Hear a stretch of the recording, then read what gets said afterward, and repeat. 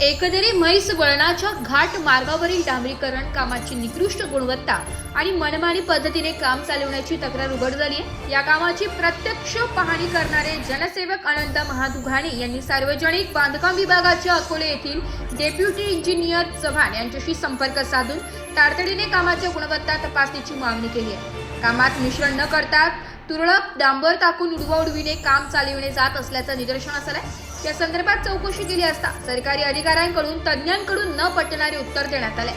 काम दर्जेदार असून वाहनांच्या चाकांमुळे डांबर लागत असल्याचं दिसतंय असे सांगण्यात आले। मात्र जनसेवकांनी प्रत्यक्ष काम दाखवत निकृष्ट दर्जा स्पष्ट केल्यानंतर सुधारणा आणि कामाचा दर्जा सुनिश्चित करण्याच्या सूचना दिल्या।